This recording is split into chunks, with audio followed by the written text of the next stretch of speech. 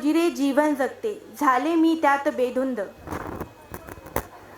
नसो कोणी जवळ आपल्या, सोबत असतो नेहमी छंद, नेहमी छंद. छंद हा गाण्याचा, चित्राचा, कवितेचा कसलाही असू शकतो. तसेच काही लोकांचा छंद म्हणजे कागद, पेन आणि त्यांचे विचार. हेच विचार काव्य कवितेत मांडणं सोपं नव्हे. विचारांची सीमा अपार असते, तसेच आपल्या या आजच्या कवी आणि कवयित्रींची पण. चला तर मग आपल्या आजच्या व्यस्त जीवनशैलीतही आपली आवड जोपासणाऱ्या पहिल्या स्पर्धकाचे जोरदार टाळ्यांनी स्वागत करूया. बोलूया आपल्या रेवती फिरकेला.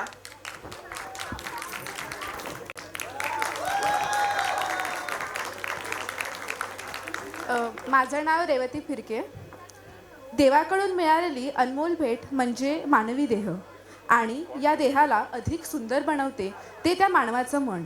आणि या मनाला ग्रासलेल्या विकारांपैकी एक विकार म्हणजे अहंकार. माझ्या कवितेचं शीर्षक आहे अहम अहंकार.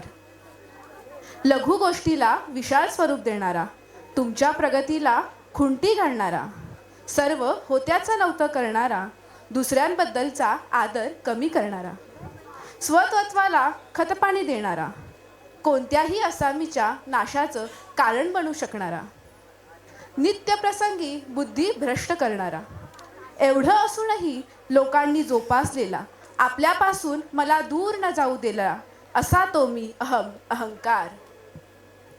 माझ्या आगीत जळले कित्येक संसार, माझ्यामुळेच हरवले कित्येक आधार. रावणासारख्या महापंडिताला मी नडलो, तर तुमच्यासारख्या सामान्यांची काय कथा. मीच प्रेरणा, मीच विनाश, मीच निर्माण, मीच सर्वनाश, मी त्या मनाचा आवाज, मीच श्रेष्ठ, मीच खास. स्वाभिमान आणि माझ्यात फरक इतका, स्वाभिमान आणि माझ्यात फरक इतका, देई तुझला स्वाभिमान सिंहासन, माझ्या प्रभावी असे नशिबी पाषाण. पण तेही तुला नकोसे वाटणार, कारण जमिनीवर बसायला तुझ्यातला अहम नाही दुखवणार. सोडशी जर तू मजला उद्धार तुझे होणे आहे, सोडशी जर तू मजला उद्धार तुझे होणे आहे. मिथ्या भ्रमात जगणे हे काय जगणे आहे.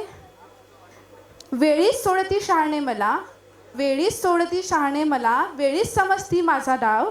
मी स्वतः निशाणा देई तुला, पण किती रे तुझी ही मोठेपणाची हाव. शेवटी ध्यानी ठेव, गर्वाने तू फुललास, स्वतःच मोठा समजलास, गर्वाने तू फुललास, स्वतःच मोठा समजलास. क्षणात काळ बदला, खाली तू पडला, खाली तू पडला. धन्यवाद.